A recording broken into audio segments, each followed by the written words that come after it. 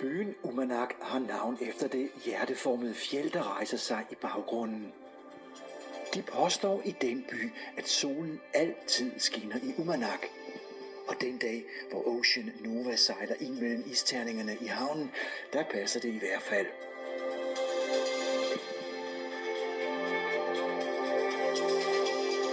Og området er et af de mest sollyse i Grønland.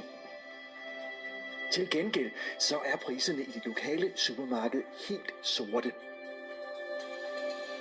Agurk 25, kinakål 39 og en melon til 93 kroner. Men isen, den er gratis, for den har de nok af i Uummannaq. Og de har masser af grønlandske specialiteter som tørret fisk, moskusokse og en fantastisk udsigt.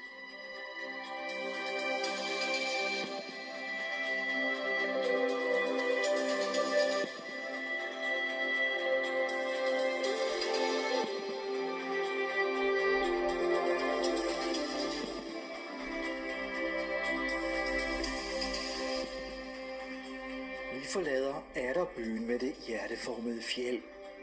Og efter en kort sejltur er det tid til dagens sidste landgang. Manden selv. Hvis han da ellers er hjemme. Så, nu skal der nemlig følges op med jul. Nu skal vi have blomster. Det var her omkring, at DR's julekalender blev filmet. Så for dem, der tror, at julemanden bor alle mulige andre steder i verden end lige netop på Grønland, der er beviset lige her.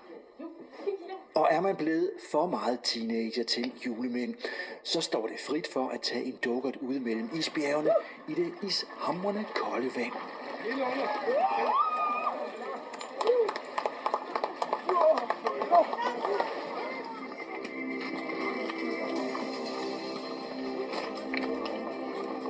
Besætningen på Ocean Nova har taget kaffen og kagen med i land, så gæsterne kan nyde udsigten, hinanden og sig selv, inden det er tid til at tage de sidste afgørende beviser med hjem til børn og børnebørn, at julemanden rent faktisk bor på Grønland.